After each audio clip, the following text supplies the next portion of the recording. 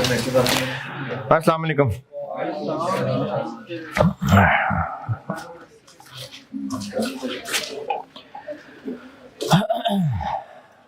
दुरूद शरीफ पढ़ लो।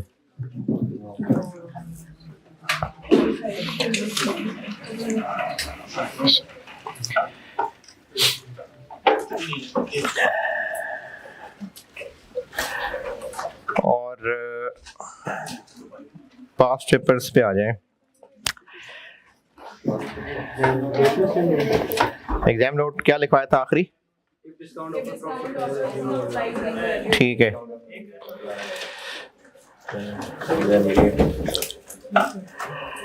बताइएगा क्या क्या पढ़ाया मैंने। एक मैंने होल्डिंग कॉस्ट परसेंटेज वाली बात बता दी, ठीक है, और डिस्काउंट वाली बात बता दी, और बस।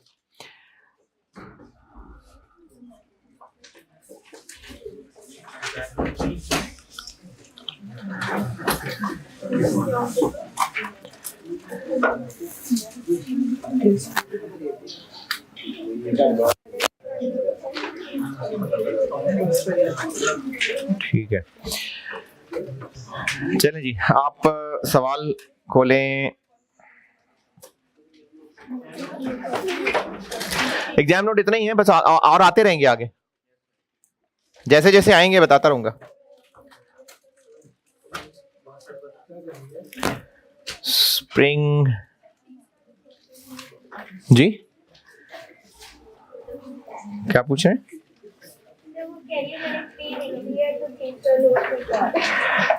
अच्छा,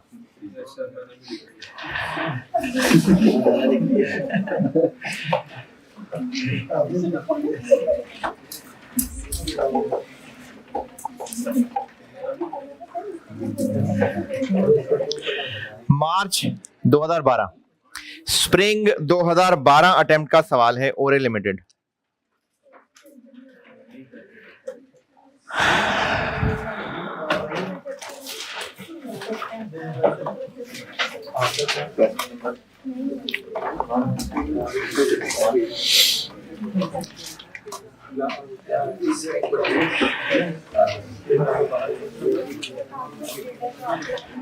पैक की बुक में, अच्छा, ये इन्वेंट्री मैनेजमेंट की शुरू हो गई क्लास।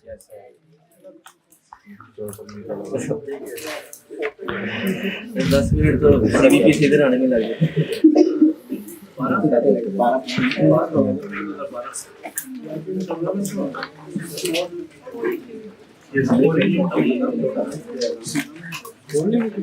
हाँ जी, ओरे लिमिटेड कहाँ है ये? Page 17, class work 9, page number 17, pack की बुक में पेज नंबर 17, क्लास वर्क 9।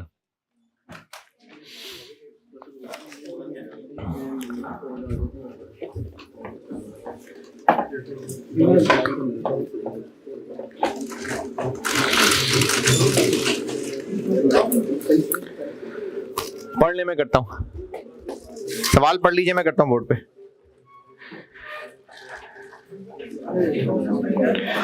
है जी? अरे इतनी तो लोकेशन, एड्रेस, पूरा मैंने सब नक्शा समझा दिया यार। पैक की बुक है कि पास पेपर दें? ये क्या होता है, मुझे क्या पता। पास पेपर दें। स्प्रिंग 2012 का क्वेश्चन नंबर 1।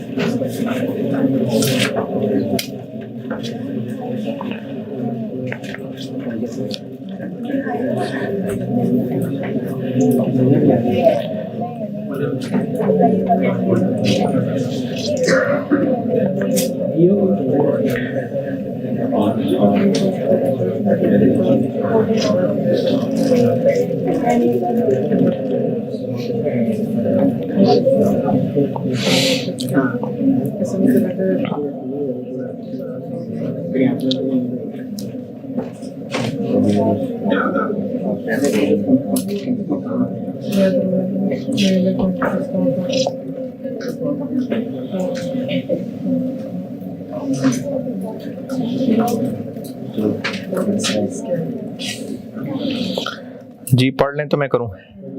पढ़ लिया। कैसे पता इस चैप्टर का सवाल है? हाँ जी, डिसीजन क्या करना है? डेटा वैसा सही है, एनुअल डिमांड है, ऑर्डर कॉस्ट, तो ये इसलिए इस सवाल का डेटा पहचाना जाता है। और पूछा ये है कि डिस्काउंट ऑफर अवेल करनी है कि नहीं करनी है, तो कैसे बताएंगे? मैं तो बताऊंगा। अच्छा, कितने पे डिस्काउंट ऑफर किया उसने? 5,000 पे। तो पूछा ये है कि 5,000 वाली ऑफर पे चलें या ना चलें। ना चलें तो कहां चलें फिर? EOQ पे। Spring 12 question number 1। यानी हमें दो OQs को कंपेयर करना है, एक 5,000 है और एक EOQ है। तो EOQ दिया हुआ है? नहीं, EOQ निकालना पड़ेगा। 2 into annual demand 2 lakh into order cost per order पता नहीं, divided by holding cost per unit per year पता नहीं। चलते हैं ना, और भी तो हो सकती है, जरूरी तो नहीं कि सिर्फ एक ही हो।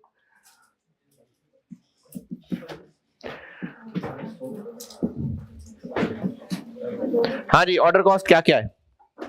शुरू से आते हैं, शुरू से टॉप पे। ये 1,000 रुपए क्या है? Purchase cost. पॉइंट नंबर 1 में उसको मजीद एक्सप्लेन किया हुआ है वैसे, लेकिन चलें उसी से आगे चलते हैं। स्टोरेज कॉस्ट होल्डिंग कॉस्ट है, इंश्योरेंस कॉस्ट होल्डिंग कॉस्ट है। अगर ट्रांजिट इंश्योरेंस होती तो फिर ये ऑर्डर कॉस्ट होती।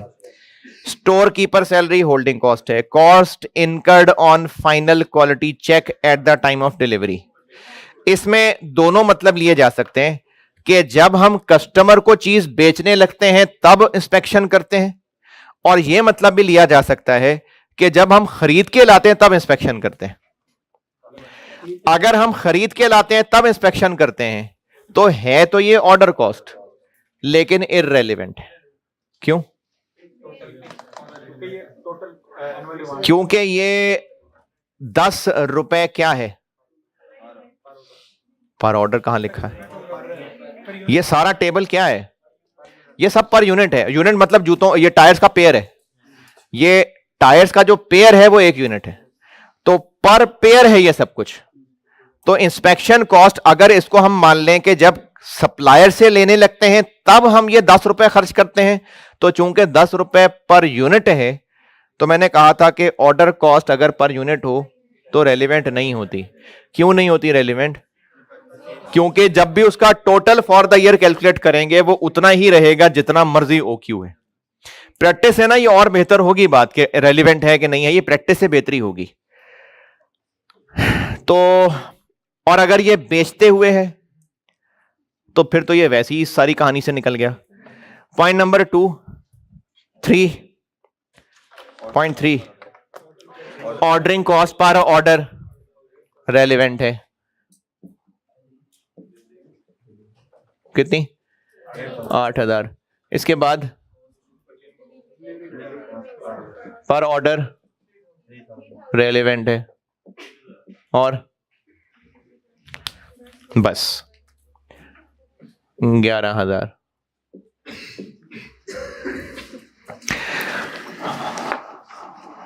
हाँ जी, order cost per order,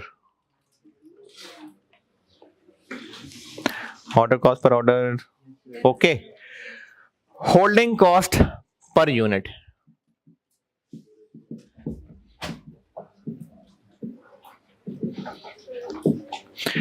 holding cost क्या क्या है?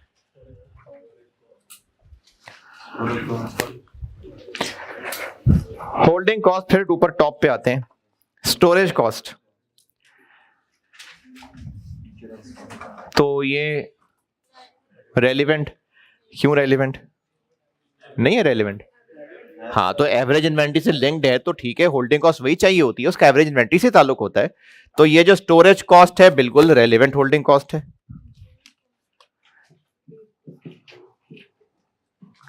कितनी? 80। इंश्योरेंस कॉस्ट, इसका ताल्लुक भी वो कह रहे हैं एवरेज इन्वेंट्री से है, 40, 60, 60। स्टोर कीपर की सैलरी, लेकिन उन्होंने दी तो पर यूनिट हुई है,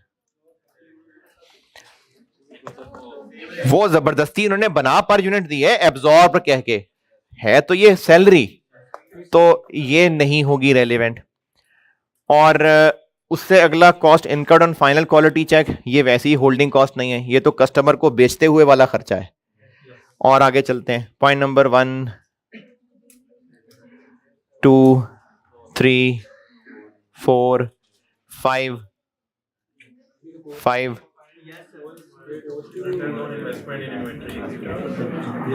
मैंने ना इंटरेस्ट कॉस्ट के ना 2-3 नाम लिखवाए थे, एक अपॉर्चुनिटी कॉस्ट ऑफ फंड्स भी कहा था। अपॉर्चुनिटी कॉस्ट ऑफ फंड ये होता है कि हम जो पैसा इन्वेंट्री खरीदने पे लगा लेंगे वो हम कहीं और इन्वेस्ट करके कमा सकते थे, तो इन्वेंट्री पे लगाने से क्या होगा? नहीं कमा सक रहे होंगे।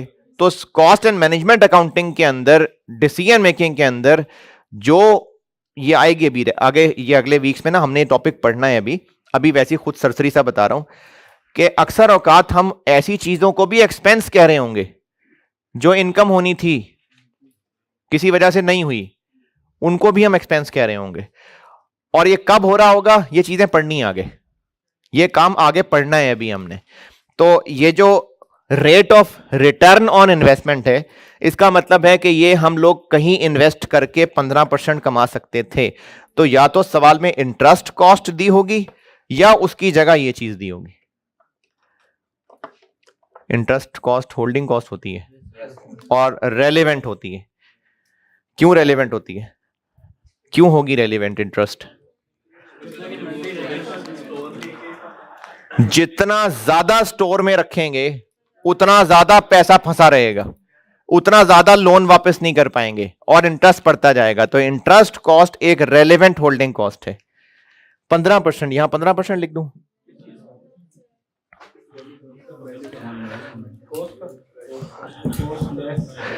तो फिर इसको किसी परसेंटेज पे लगाना पड़ेगा ना।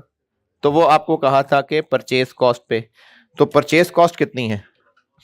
900 रुपए, 900 रुपए है, क्योंकि पॉइंट 1 में लिखा हुआ है कि वो जो ऊपर 1000 नजर आ रहा है, 100 रुपए तो उसमें ओवरहेड्स डाले में बिला वजह के, तो परचेज कॉस्ट तो 900 रुपए, तो 900 रुपए इंटू 15%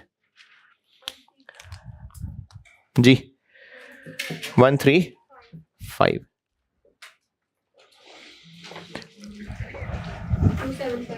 275। तो EOQ बन जाएगा 11,000 डिवाइडेड बाय 275, पूरा 4,000। 4,000। तो अब हमें एक गाइडेंस मिल गई कि हमने कैसे फैसला करना है कि हम लोग डिस्काउंट अवेल करें या ना करें। EOQ को 5,000 से कंपेयर कर लेते।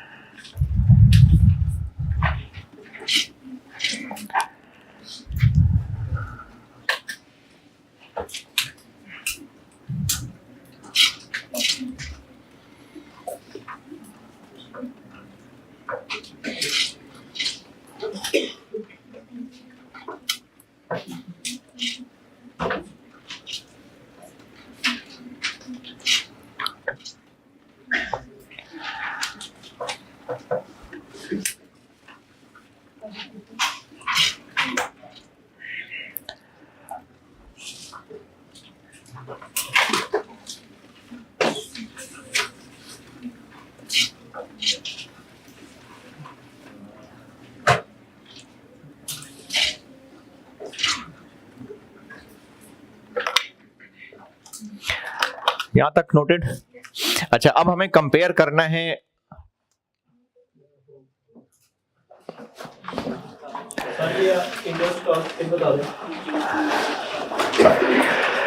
इसमें ये बताना है कि कैलकुलेट कैसे किया, या ये बताना है कि ये होल्डिंग कॉस्ट रेलिवेंट क्यों है।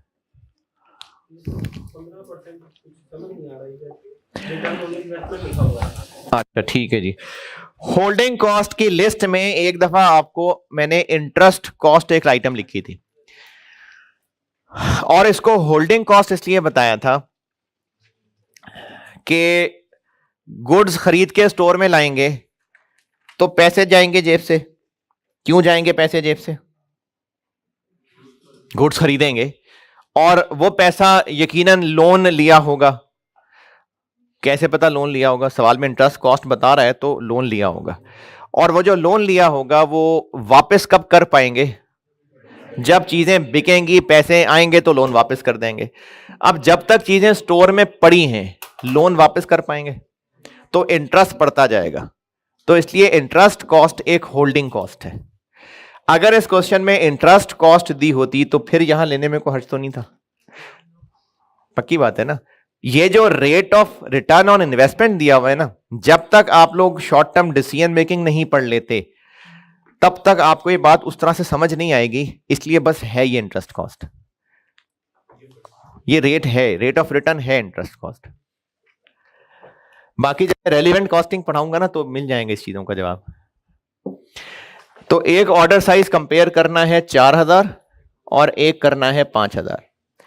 और अब की बार रेलिवेंट सिर्फ ऑर्डर और होल्डिंग कॉस्ट नहीं है, परचेज कॉस्ट भी है। ये लास्ट टाइम जो 2-3 बातें बताई थी उनमें ये भी थी एक। तो अब हमने टोटल परचेज कॉस्ट भी लिखनी होगी। टोटल परचेज कॉस्ट कैसे निकालते हैं? Total for the year, annual demand into per unit purchase price. तो EOQ के लिए परचेज प्राइस तो ये 900 ही होगी के 1000 900।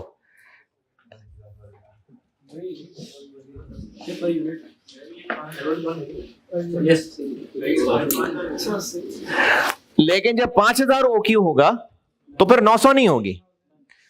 फिर 900 को कितने % डिस्काउंट? फिर इतनी होगी इनटू 2 लाख। ये होगी total purchase cost for the year. देखें, सप्लायर ने जो 900 रुपए की प्राइस है उस पे 3% डिस्काउंट तब ऑफर किया है अगर हम 5000 OQ रखेंगे। तो अगर 5000 OQ रखेंगे तो परचेज प्राइस फिर 900 नहीं होगी, फिर ये होगी। लेकिन अगर इससे कम रखेंगे तो फिर 900 ही होगी। ये इनटू 2 लाख क्यों कर रहा हूं? क्योंकि total purchase cost for the year, ये कुछ दिन पहले बताया था, ये पर यूनिट को एनुअल डिमांड से मल्टीप्लाई करके निकालते हैं। तो पहले का आंसर क्या बन गया? 180 मिलियन। चलें ये ले 1000 में, ये थाउजेंड्स कर लिया। और इधर 174,000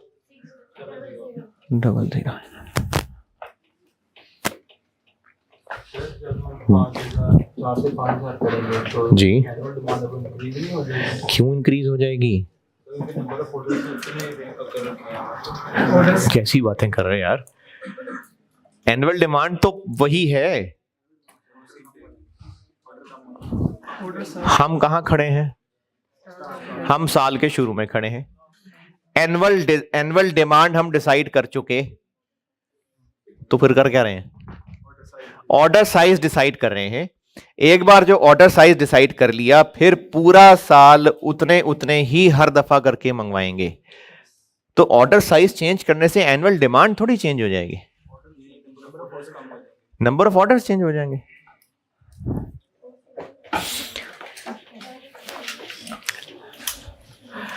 कुछ समझ आ रहा है कि मैं अपने आप से बातें कर रहा हूं?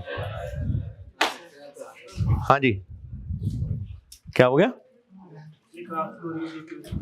तो ना लो यार क्लास, हिला ना करो ज्यादा। Total order cost for the year, order cost per order, यानी ये 11,000 जो कि वर्किंग वन में निकाल चुके, इंटू 2 लाख बाय OQ। अगर OQ 4,000 हो तो क्या बन गया? 550। OQ 5,000 हो तो 440।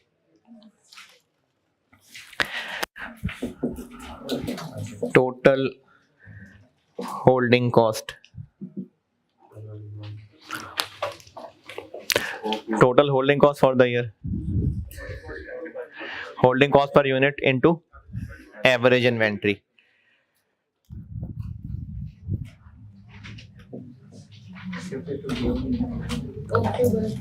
OQ बाय, अच्छा इस केस में भी ये 275 ही रहेगी। देखें मैंने यहां और यहां दोनों में ऑर्डर कॉस्ट 11,000 ही रखी है, तो क्या होल्डिंग कॉस्ट पर यूनिट यहां भी और यहां भी 275 ही रहेगी या चेंज हो जाएगी? क्यों? क्योंकि जब मैंने पूछा कि यहां भी 275 पर यूनिट और यहां भी 275 per unit, purchase price change होगी तो इंटरेस्ट चेंज हो जाएगा, इंटरेस्ट चेंज हो जाएगा। तो इसलिए इसके लिए तो 275 ही है, 4,000 बाय 2। लेकिन इसके लिए 275 नहीं होगा, वो दोबारा से कैलकुलेट करनी पड़ेगी, इंटू 5,000 बाय 2। नहीं समझ आई? चलें कोई बात नहीं, दोबारा कोशिश कर लेते हैं। अब मैं होल्डिंग कॉस्ट निकाल रहा हूं फॉर डिस्काउंट ऑफर। क्यों अलग निकालनी पड़ रही है? क्योंकि इंटरेस्ट कॉस्ट है जो कि परसेंटेज लग रही है परचेज प्राइस पे। तो अब जब डिस्काउंट ऑफर पे परचेज प्राइस ही चेंज हो जाएगी तो फिर आंसर अब भी 135 आएगा, चेंज आ जाएगा। तो अब होल्डिंग कॉस्ट इसलिए 275 नहीं रह जाएगी। Storage cost 80, insurance cost 60, interest cost अब 15% जो लगेगा ना वो 900 के 97% पे लगेगा।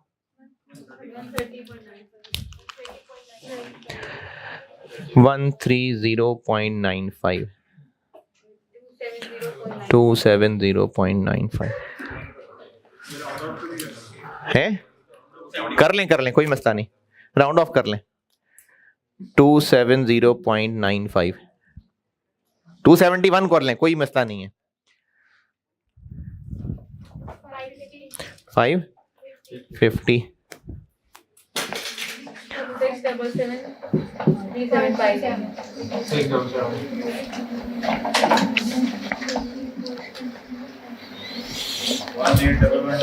1811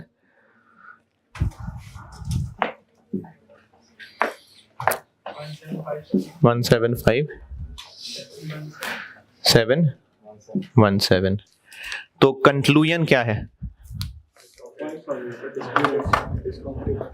तो इसका कंक्लूजन बताना पड़ेगा क्योंकि सवाल में उसने ये कहा है कि इवेल्युएट करें कि वेदर डिस्काउंट अवेल करना चाहिए कि नहीं। तो कंक्लूजन बताना पड़ेगा, आधा एक नंबर होगा इस कंक्लूजन का।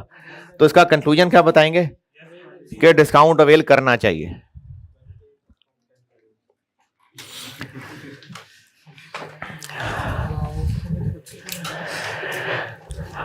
अच्छा, इसी सवाल की ना मैं एक और रिक्वायरमेंट की वैरायटी बताता हूं। पहले यहां तक आप सारी कैलकुलेशन देख लें। कोई चूंकि पहला सवाल किया पास पेपर का, तो बाकी भी फिगर्स में से कुछ पूछना है तो पूछ लें। EOQ क्यों निकालना पड़ा? क्योंकि अगर ये फैसला करना है कि डिस्काउंट लेना है कि नहीं लेना तो किसी से कंपेयर करके पता चलेगा ना। तो other than discount EOQ best होता है, तो इसलिए EOQ से कंपेयर करना पड़ रहा है। ये मैंने आखिर में बात लिखवाई थी, ये पिछली क्लास में की थी बात है। थोड़ा सा जल्दी है सवाल, ये आगे आएगी बात। ये कैलकुलेशन डन। अच्छा, इसमें मैं एक और वैरायटी पूछ रहा हूं, सवाल की रिक्वायरमेंट नहीं थी, मैं एक और वैरायटी ऐड कर रहा हूं। इस सवाल की एक और रिक्वायरमेंट अभी रजिस्टर पे लिख लें, बेशक सवाल पे लिखनी है, सवाल पे लिख लें। Calculate total annual savings, calculate total annual savings if discount offer is accepted. यानी अगर हम डिस्काउंट ऑफर एक्सेप्ट कर लें तो साल में टोटल कितनी सेविंग्स होंगी, कितना फायदा होगा हमें। तो क्या करें, दोनों का डिफरेंस ले लें। सिर्फ इसका डिफरेंस नहीं, इसका डिफरेंस। तो इसका जवाब है इन दोनों का डिफरेंस।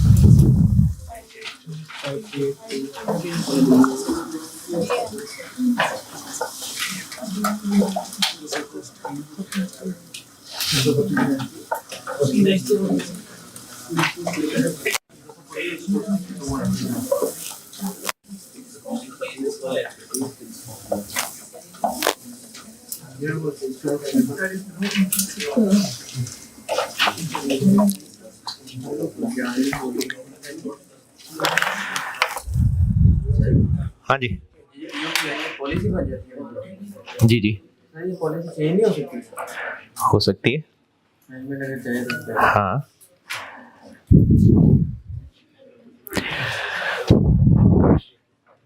ओके, चलें अब आ जाएं स्प्रिंग 10 पे।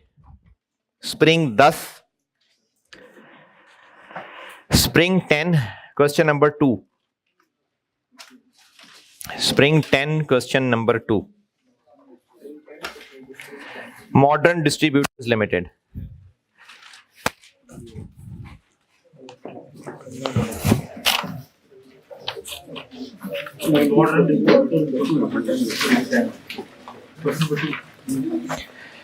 बैक की बुक में पेज 14, क्लास वर्क 7।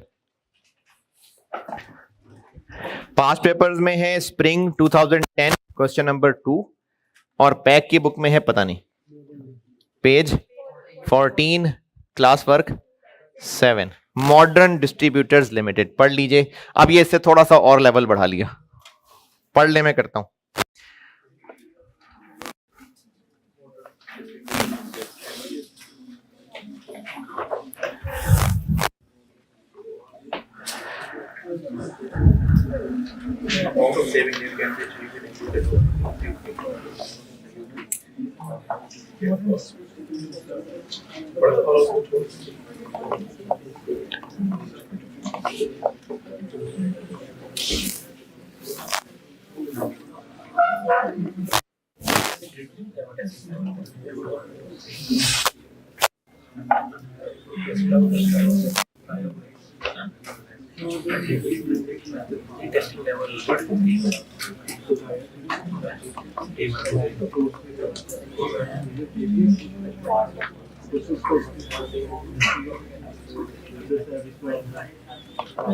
सवाल पढ़ लें, सवाल।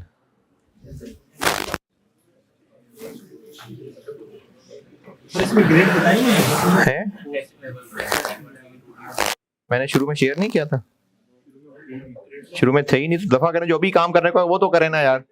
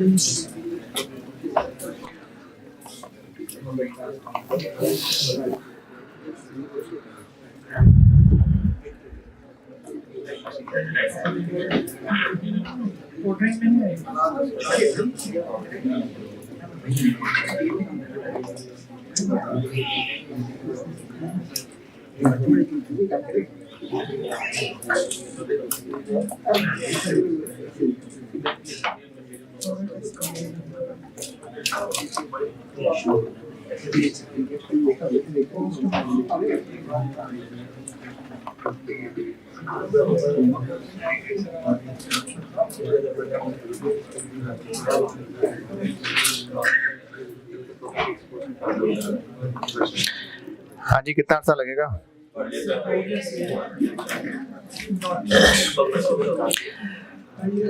सवाल की रिक्वायरमेंट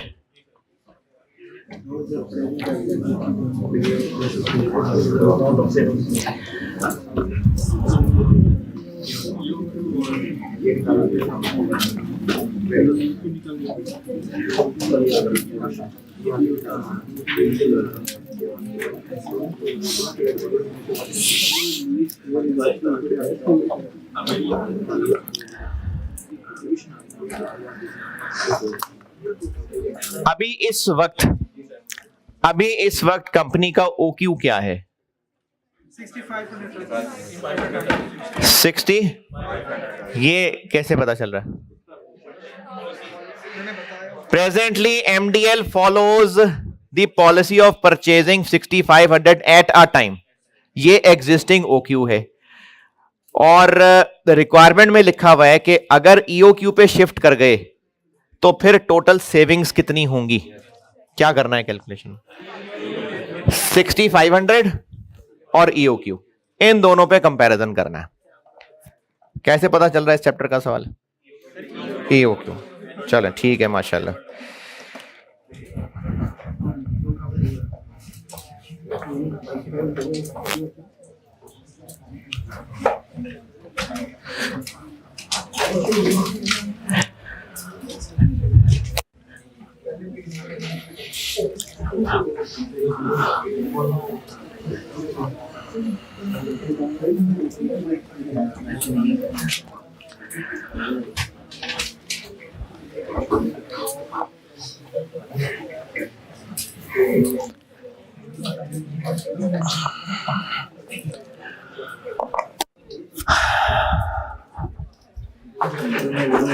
तो EOQ गिवन है, तो EOQ वाले चैप्टर में EOQ तो निकालना ही पड़ेगा। ये कर रहे हैं हम स्प्रिंग 10-2। एनुअल डिमांड, अच्छा एनुअल डिमांड पूरे मुल्क में 240,000 है, लेकिन हम इसमें से 32.5% चाहते हैं। इसका मतलब है पूरे साल में जो पूरे टोटल परचेजेस की जाएंगी वो 240,000 है। हमने उसमें से कितनी करनी है? 78,000। बड़े दिन से मकड़ी से नहीं पूछा, ये 78 मकड़ी से पूछ लेते हैं। 240 इंटू 0.5%।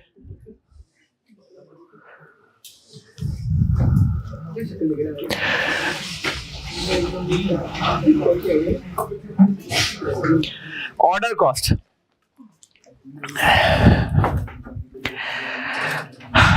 ऑर्डर कॉस्ट सवाल में कहां कहां है?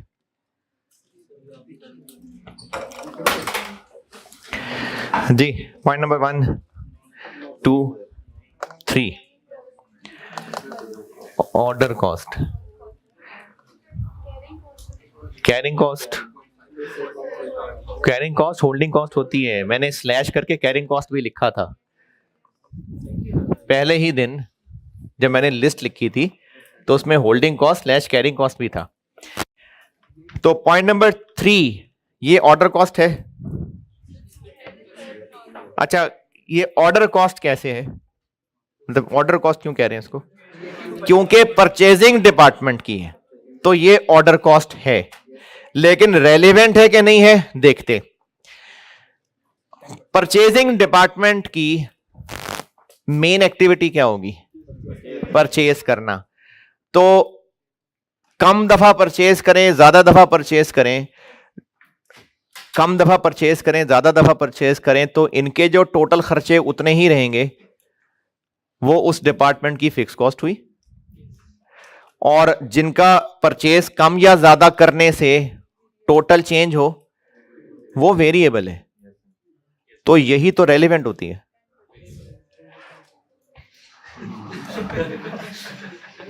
तो एक एग्जाम नोट लिख लें कि ऑर्डरिंग या परचेजिंग डिपार्टमेंट की अगर वेरिएबल कॉस्ट दी हुई है तो वो एक रेलेवेंट ऑर्डर कॉस्ट है। ऑर्डरिंग डिपार्टमेंट या परचेजिंग डिपार्टमेंट या प्रोक्योरमेंट डिपार्टमेंट, अगर इनकी वेरिएबल कॉस्ट दी हुई है तो वो एक रेलेवेंट ऑर्डर कॉस्ट है। Purchasing department, ordering department, procurement department.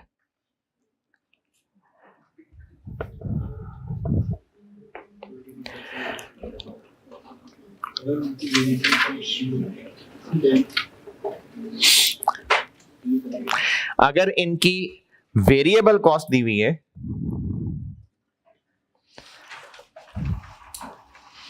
तो वो एक रेलेवेंट ऑर्डर कॉस्ट है।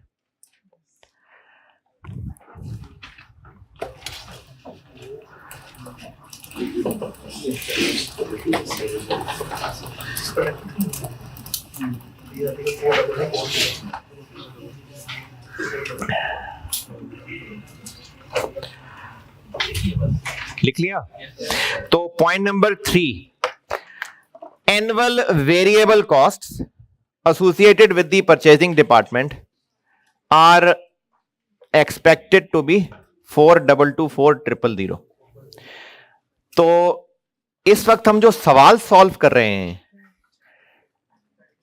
सवाल का पहला पैराग्राफ एमडीएल कार्ल्टन नामी प्रोडक्ट का डिस्ट्रीब्यूटर है। एमडीएल पूरे साल में सिर्फ यही एक प्रोडक्ट खरीदता होगा। इसमें सिर्फ यह कहा है कि कार्ल्टन का डिस्ट्रीब्यूटर है। पहले पैराग्राफ में कहा है कार्ल्टन का डिस्ट्रीब्यूटर है।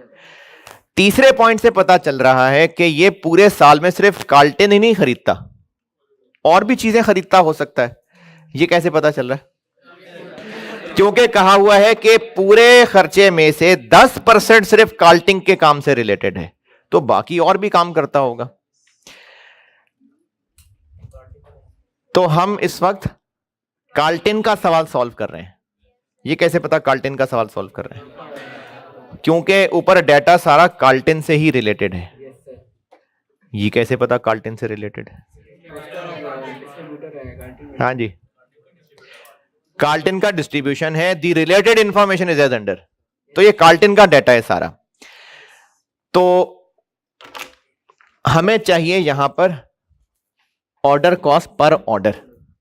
पहली बात, ये 4224000 पर ऑर्डर नहीं है। दूसरी बात, ये सारी कार्ल्टन से रिलेटेड नहीं है। तो हमें एक तो कार्ल्टन से रिलेटेड चाहिए, दूसरा पर ऑर्डर चाहिए। करें ट्राई खामोशी से। ट्राई करें। कार्ल्टन से रिलेटेड इस 422400 में से पर ऑर्डर देखना है कितना है।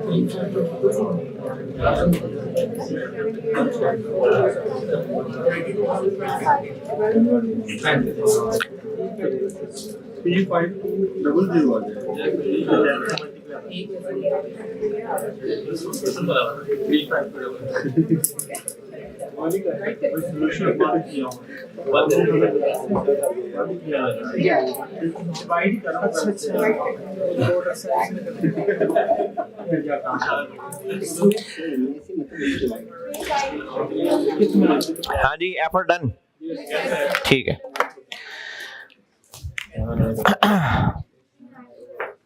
422400 में से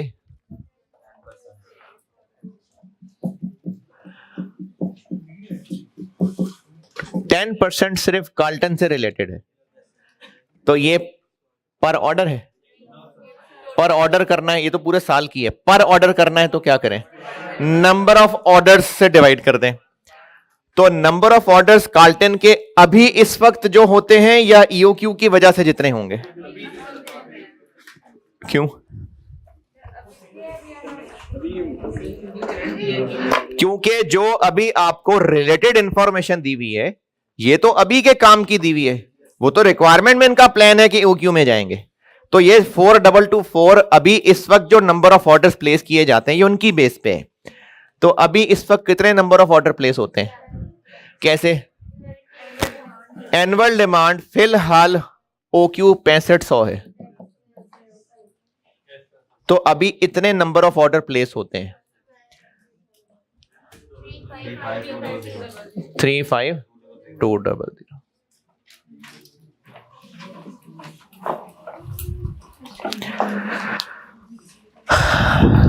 हाँ भाई, तो ऑर्डर कॉस्ट में एक तो हो गई यही ऑर्डरिंग डिपार्टमेंट की कॉस्ट 35200। और कोई ऑर्डर कॉस्ट सवाल में? चलें, बस यही है। होल्डिंग कॉस्ट सवाल में कहां कहां है? एक ही है, और वो है कैरिंग कॉस्ट, जो कि 1% है।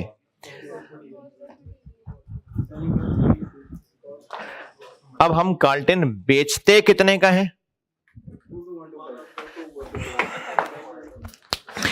कार्ल्टन बेचते हैं 22,125 का, लेकिन खरीदते तो 22,125 का नहीं होंगे ना।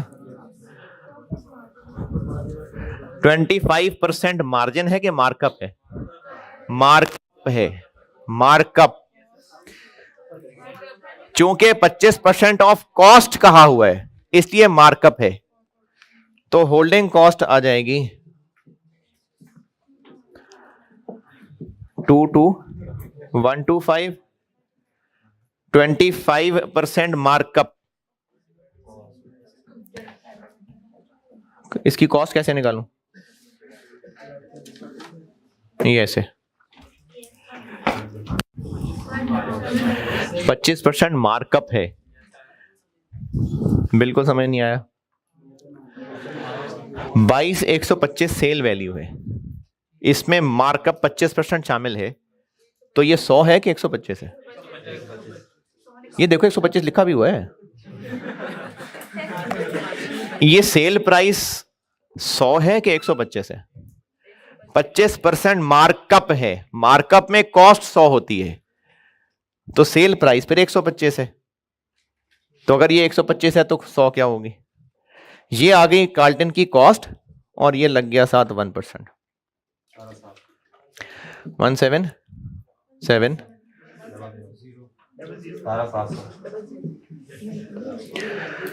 नहीं यार,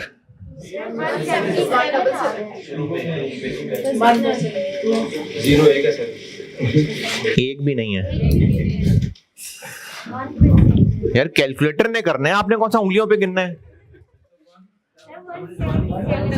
यस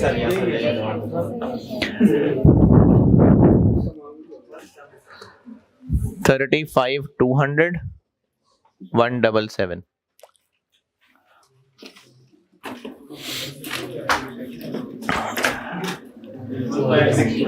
है जी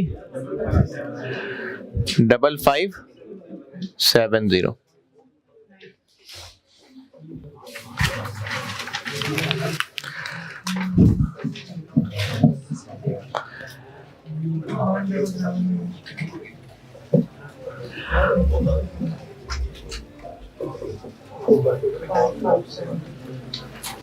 अब हमने इन दोनों को कंपेयर करना है।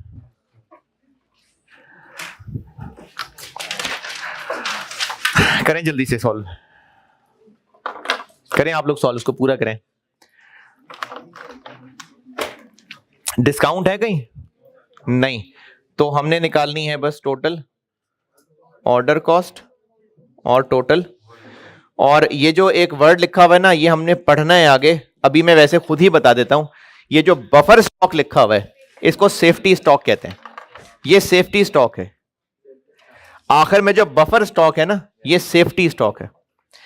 चले करें सॉल्व, सवाल करें पूरा सॉल्व अब।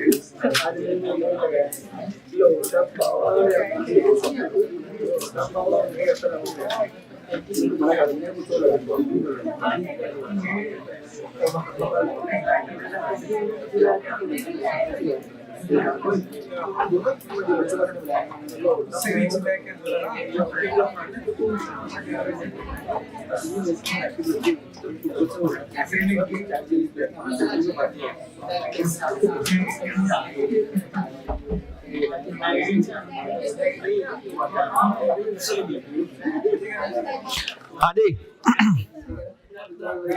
टोटल ऑर्डर कॉस्ट के लिए total order cost 35,200 into annual demand 78,000 divided by OQ। तो जब OQ रखेंगे ये तो आंसर आ जाएगा 492926।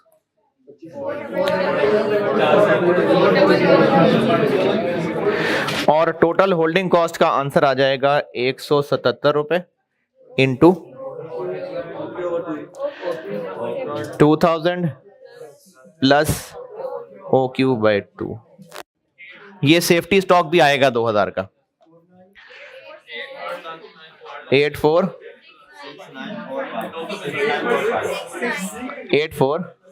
694 929 250 133 987 1 135 16 और आराम से 50। पूछा क्या था, किस बात की सेविंग्स? अगर यहां से EOQ पे शिफ्ट हो गए तो कितनी सेविंग्स होंगी? तो कितनी होंगी? 1351650 माइनस 1339871 11779 बस।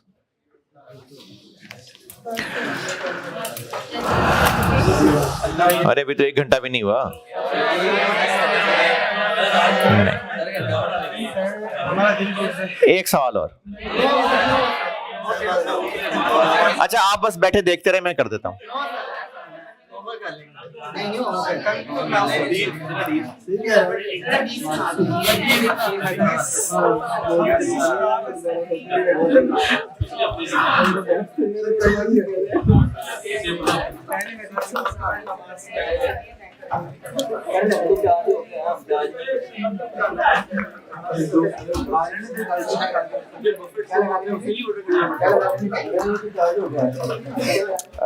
नहीं, वो शुरू से रखा होता है।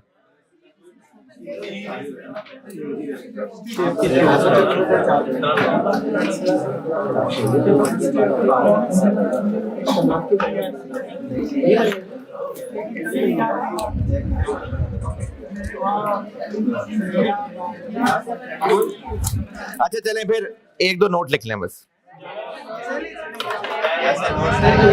सर वैसे नोट दे आपको शुरू में लिखवा देना।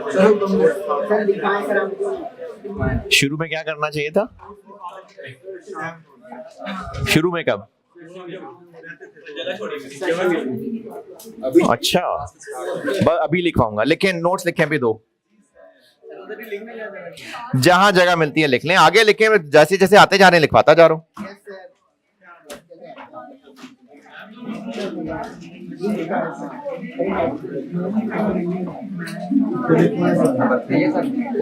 है जी, नंबर 3 नहीं, बस आगे अभी वाले लेक्चर से आगे चल रहे हैं बस। ओ भाई लेक्चर में आगे चलते जा रहे हैं, आप नंबर 4 क्या, बस आगे चलें फिर से नंबर 1।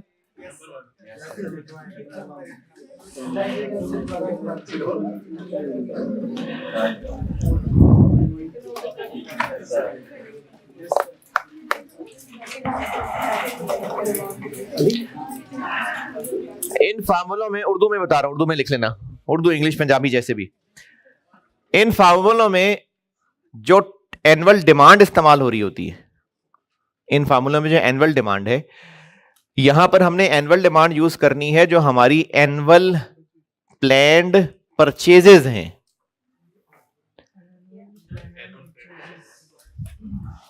हम कहां खड़े हैं? साल के शुरू में। तो इन सारे फार्मूलों के अंदर जहां जहां भी एनुअल डिमांड है, उससे मुराद हमारी इस साल की प्लैन्ड एनुअल परचेजेस हैं। बजटेड मैंने कहां लिखवाया?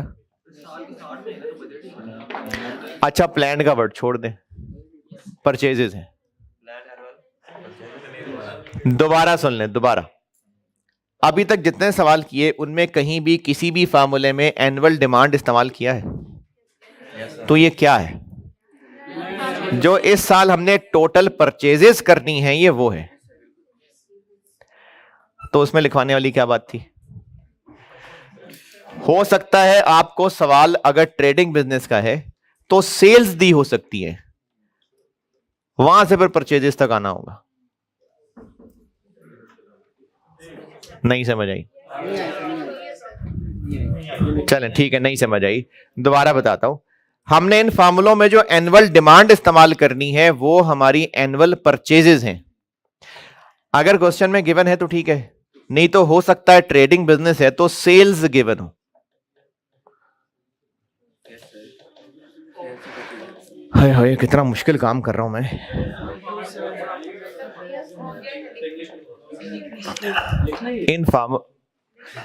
इन फार्मूलों में जो एनुअल डिमांड इस्तेमाल हो रही है वो परचेजेस हैं। अगर क्वेश्चन में कहीं सेल्स गिवन है तो इन्वेंट्री को यूज करते हुए हमें परचेजेस तक पहुंचना पड़ेगा। और रॉ मटेरियल का सवाल है तो फिर सेल्स तो नहीं, issue to production. Trading business का सवाल है तो हो सकता है सेल्स दी हो, इन्वेंट्री यूज करते हुए परचेजेस तक आना होगा। और रॉ मटेरियल का सवाल है, हां तो भी परचेजेस ही होनी चाहिए। अच्छा चलें, इतना काफी है कि परचेजेस होती हैं। अब अगर आपको परचेजेस नहीं दी हैं तो उल्टा चल के कैसे परचेजेस तक पहुंचना है वो सवाल पे डिपेंड करता है। तो चूंकि आपको सवाल समझ नहीं आ रही है तो फिर मेरा फर्ज बनता है कि एक सवाल करवा के समझा दूं। नहीं आई समझ? नहीं, क्यों भाई? लेकिन नहीं आई ना समझ? नहीं समझ है। एक लंबा चौड़ा सवाल करवाना पड़ेगा, फिर समझ आएगी। अच्छा, ऐसा है कि कल जो है ना वो एक्स्ट्रा क्लास ये वाली नहीं है, और क्योंकि कल वो क्विज जो आप में से 10, 12, 15 लोग हैं, तो वो क्विज करना है, चूंकि तो वो इस क्लास के टाइम पे ही कर, मतलब अपनी रेगुलर कॉस्ट से फ्री होकर कर रहा हूँ, तो कल एक्स्ट्रा क्लास नहीं है, उसके लिए फिर जुम्मे को करूंगा। मतलब पीर मंगल वो जुमेरात कहा था ना, तो अब फिर जुम्मे को, यानी कल नहीं है फिर परसों है। क्या जी? क्या हुआ? तो वो तो वैसे भी आप थोड़े से लोग होते हैं, बाकी तो ऑनलाइन देख ही लेते हैं। हैं? नहीं नहीं नहीं, बहुत, ये भी मैं बयान ही करूंगा, कॉस्ट बयान करूंगा आपके सामने। है? हाँ, वो ग्रुप में आप हैं कोई इनमें के?